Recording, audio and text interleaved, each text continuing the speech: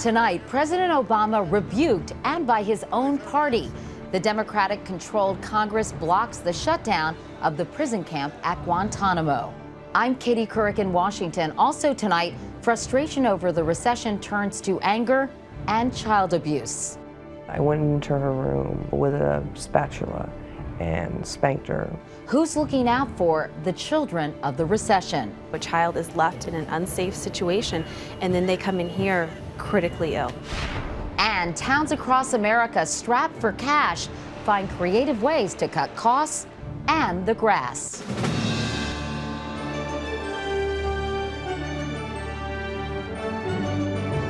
This is the CBS Evening News with Katie Couric reporting tonight from Washington.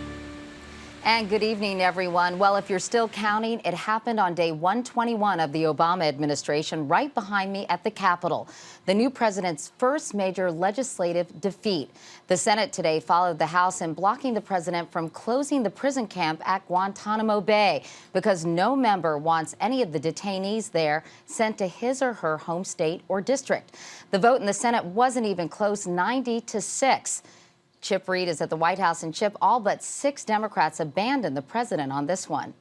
Well, that's right, Katie. Democrats weighed appeals from the president on the one hand against anger from their constituents on the other, and the president lost in a big way. These aren't common criminals. These are hardened killers bent on the destruction of the United States. On Capitol Hill, a bipartisan chorus of "Not in my backyard." We will never allow terrorists to be released into the United States. By an overwhelming vote, the Senate today rejected the president's request for $80 million to close the prison at Guantanamo Bay, Cuba, at least for now. Once the administration has a plan, we'll consider closing Guantanamo, but not a second sooner. The president will begin to lay out his plan tomorrow in a speech that, for symbolic effect, will be at the National Archives, where the Constitution is displayed. White House officials say they're confident he will eventually turn public opinion around. He is not going to make any decision or any judgment that imperils the safety of the American people. It's one of his top priorities. He signed the order to close the prison in his first week as president. Guantanamo, he says, tars the U.S. image around the world and is used as a recruiting tool by al-Qaeda. The prison houses 240 suspected terrorists. If it's closed, many could be transferred to the U.S., including about 20 high-ranking members of al-Qaeda. But the president's supporters say critics are fear-mongering. The reality is we are holding some of the most dangerous terrorists in the world right now in our federal prisons. Like the Supermax prison in Colorado, which holds, among others, shoe bomber Richard Reed and al-Qaeda member Zacarias Moussaoui. It has 490 beds. They are reserved for the worst of the worst. Today, the Attorney General said the president is not backing down. And I think we will meet that goal that the president has set to close Guantanamo by late January of next year. The president tomorrow will also defend his decision to revive the military commissions created by the Bush administration to prosecute prisoners at Guantanamo. Today, human rights leaders came here to the White House, met with the president, and tried to get him to change his mind. Sources tell CBS News they left deeply disappointed. Katie? Chip Reed at the White House tonight. Chip, thank you. The president did get something he wanted from Congress today, but it came at a high cost for advocates of gun control. The House followed the Senate in approving the president's crackdown on credit card companies, but tagged onto that bill an amendment allowing people to carry concealed loaded guns in national parks and wildlife refuges. A big win for the NRA. Another major story, this one from overseas. Iran test-fired a missile today that's capable of reaching American bases in the Middle East and Israel. Here's our national security correspondent, David Martin. If this is Iran's answer to President Obama's extended hand, then the chances of diplomacy heading off Iran's nuclear weapons program are not good. The Iranians claimed it was a success, and Defense Secretary Gates agreed. That it was a successful flight test. The missile will have a range of approximately 2,000 to 2,500 kilometers. That's 12 to 1,500 miles, more than enough to reach Israel and even parts of Europe. But the Iranians don't yet have a reliable weapon. Because of some of the problems they've had with their engines, We think, at least at this stage of the testing, it's probably closer to the lower end of that range. At the same time, Iran continues enriching uranium, although not yet to bomb-grade levels. The CIA estimates Iran could have a nuclear weapon sometime between 2010 and 15. But both the U.S. and Israel have launched covert operations designed to throw sand in the gears by supplying faulty parts or designs. And Secretary of State Clinton indicated Iran may be experiencing delays. Recent analyses have suggested the timetable may be longer than what had originally been thought. But John Hanna, National Security Advisor to former Vice President Cheney, says Iran's intent remains the same. Clearly perfecting their delivery systems, racing full scale ahead on trying to get sufficient fissile material for a bomb. But President Obama told Israel's prime minister he's prepared to give diplomacy several more months to produce results. We should have a fairly good sense by the end of the year as to whether they are moving in the right direction. U.S. officials are hoping for a more moderate government after elections in June, but the real powers in Iran are the mullahs, and they're not up for re-election. Katie? David Martin reporting from the Pentagon tonight. In other news tonight, a long-awaited report is out on Ireland's Roman Catholic reform schools. From the 1930s to the 90s, Irish officials sent troubled children to those schools, and thousands of them were savagely abused by priests, nuns, and others. As Mark Phillips reports, many victims say the report and official apologies are not enough. Andrew Madden wanted to be a priest until he was abused by one. It took the form of molestation most of the time. Colin O'Gorman's whole life centered around the church. The abuse and then rape continued for about 2.5 years until I fled. Christine Buckley tried to tell the world what she was going through. And for that, I received a beating which opened up my flesh on my left thigh. Until now, the stories of what happened to children in Catholic residential schools in Ireland have been anecdotal. A government inquiry now confirms that for decades, until the schools were closed, children were abused in their thousands. Exact figures are impossible because of missing records. But the abuse was a cruel, systematic catalog of perversion. Boys were molested and regularly raped. Girls were beaten, flogged, kicked, burned, held underwater. The rare, brave complaints were ignored or hushed up. Offending priests and nuns were shunted around the system, many sent to America. When you take people into a state-regulated, statutory system of care, whether it's right or wrong to subject them to such detention, you owe them a duty to take proper care of them. For years, the church claimed the abuse was a bad apple problem. Now that excuse is gone. There were hundreds, if not thousands, of bad apples who were systematically hidden by the church so they could abuse again. Faced with the evidence, all one of the religious orders accused in the report could do is apologize. Today is a day really of shame, as far as I am concerned, for our congregation, indeed for the church, and for the community in general. A day for shame, but not prosecution. A church-led court action kept all of the abusers' names out of the report. Victims' groups say they may have some vindication, but not justice. Mark Phillips, CBS News, Dublin. Turning now to the flu outbreak, officials in Utah say a 22-year-old man who had the H1N1 virus died today, the 9th flu-related death in this country. What makes this flu so unusual is the severity with which it attacks young people. Now experts think they know why. Here's Dr. John LaPook. The CDC confirmed today that the older you are, the better your chances of avoiding serious illness from the H1N1 flu. Of 164 patients hospitalized with the virus, 29% were ages 5 to 18, 37% were 19 to 49, and only 13% were over 50. One possible reason? The history of the flu virus in this country. From 1918 until 1957, it was mostly type H1N1, perhaps a distant relative of today's new strain. In 1957, it switched to a different type. So it's possible that older people were more likely to be exposed to H1N1 and therefore may have some immunity to the current strain. It is likely that they have some protection against this new swine H1N1 viruses. And there may be more immunity found in another chapter of our flu history. Back in 1976, more than 40 million Americans were vaccinated against a type of H1N1 swine flu for a feared epidemic that never materialized. This is potentially good news because more people may have immunity to this new flu than doctors thought. Dr. John LaPook, CBS News, New York. And coming up next on the CBS Evening News, this tough economy leads to a rise in child abuse. Our special series, Children of the Recession, continues.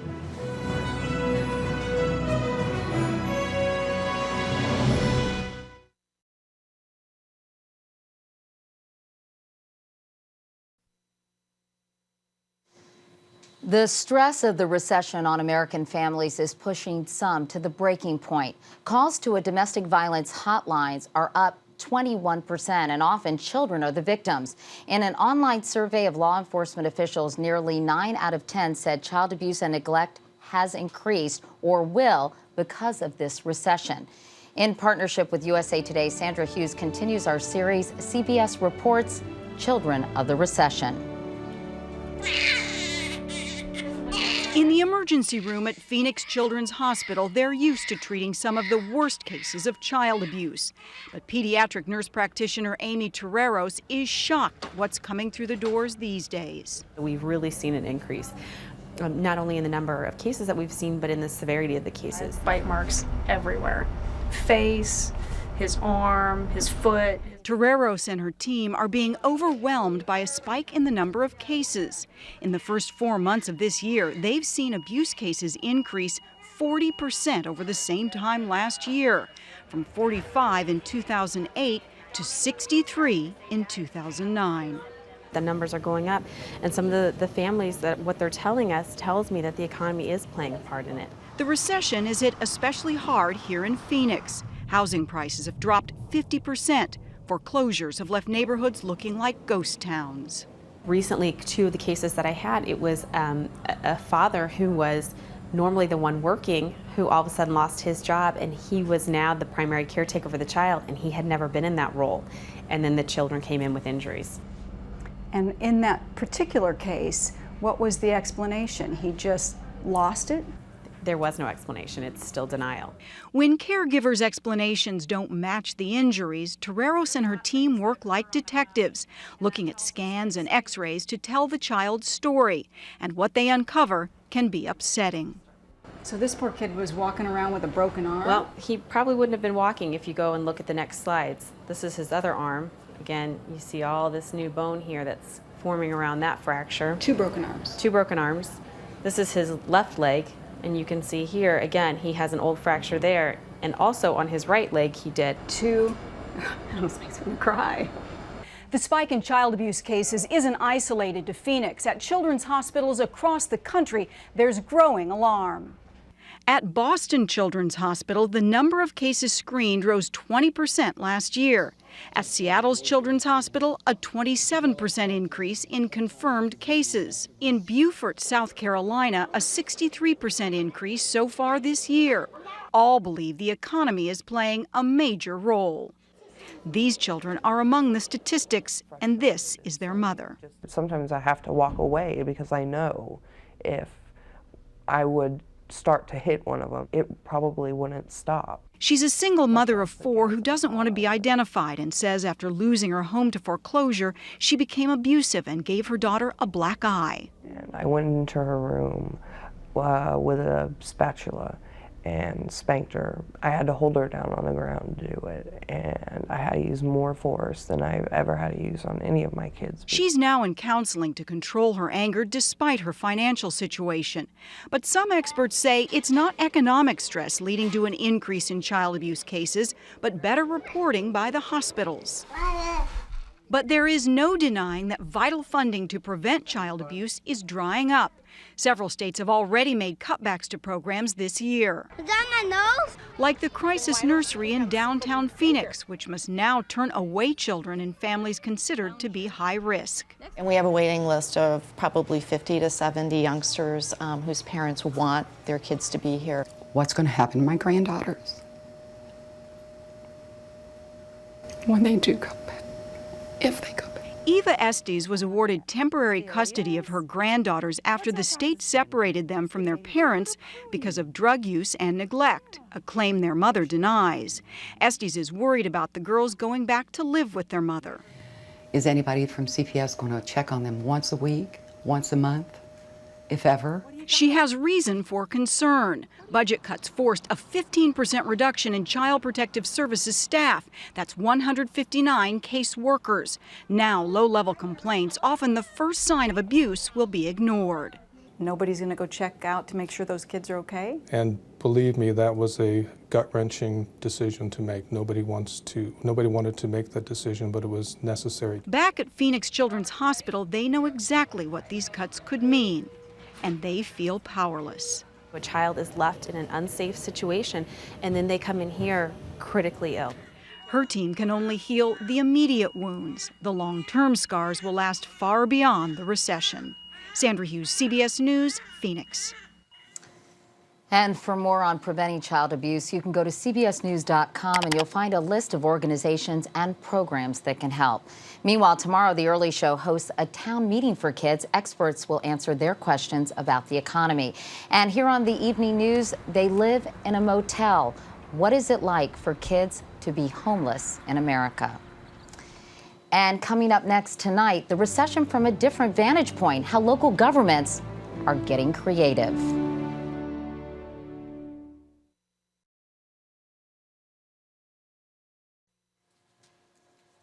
These are tough times for state and local governments. All over America, officials are looking for ways to save. And Richard Schlesinger tells us they've come up with some bright ideas, or as we call them, bright spots.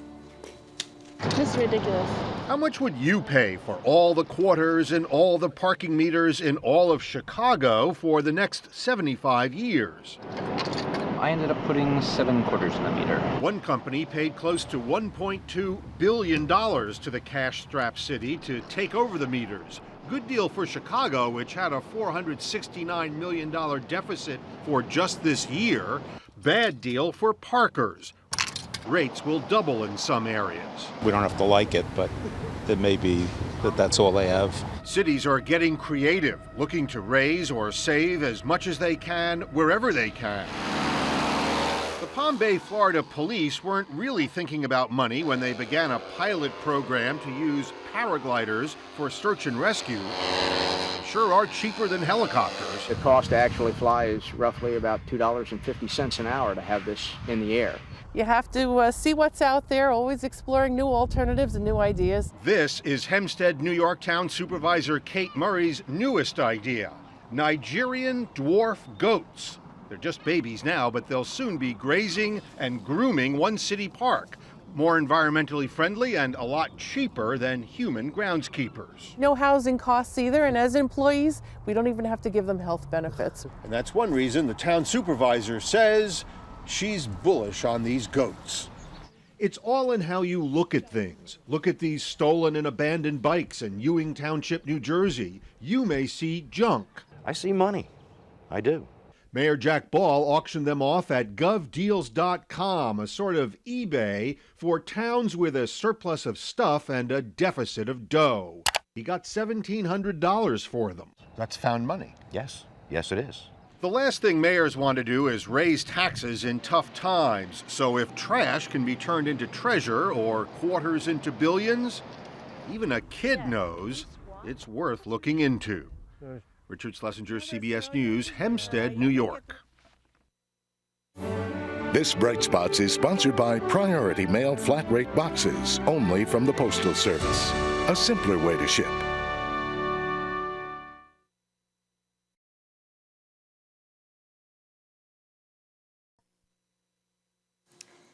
Finally tonight, if no one's said it before, well then, we'll say it for the first time. There's something very right about a kid on a bike. Bicycles and childhood just go together. And Mark Strassman tells us there's a program aimed at making sure no child is left behind. I need you to stay in the straight lines. Now use those brakes. They're all riding a dream. Pedal and brake. Pedal and brake, okay? A chance to pedal and brake on their very own bike. Swing it out, Aaron. 15-year-old Aaron Woods and his 8-year-old sister Skylar. like all the kids here trying to impress Mr. Terry. Excellent job, excellent job. 42-year-old Terry Lansdell, a professional rider for 15 years, runs the Trips for Kids program in Charlotte. Every one of these donated. Every one of these donated. Bikes that often show years of neglect. We have rusty bikes, yes. We have dusty bikes. We like dusty bikes. Volunteers recycle them. Some are sold. And the profits paid not to give kids a bike, but to let them earn one. Open the lever. What do we do next? In 6 hours of required classes, they learn the bike's parts and how they work. Locking nut. And safety. Okay, so the helmet's sitting back there. Wear your helmet, okay? Over 3 years, 200 kids have left with a bike, often from families like Aaron and Skylar's struggling financially. Money is a factor, yes. And without this program, would they have bikes? No. But Skylar does. Hop up on the saddle there for me, Skylar. And Aaron? You like that one? This is just perfect. Perfect for doing tricks. Like a grown man looks at a car, he says, yeah, man, that's my car. I worked and paid for that car, you know? So that's the same thing with me for this bike that I'm getting. Pride in ownership. It's part of the lesson Terry Lansdell is teaching. And to see him ride for the first time, that's good stuff. That's why I'm here. Very good, very good. Mark Strassman, CBS News, Charlotte. And what a great idea. That is the CBS Evening News for tonight. With thanks to the Jones Day Law Firm for this view of the Capitol, I'm Katie Couric. Good night.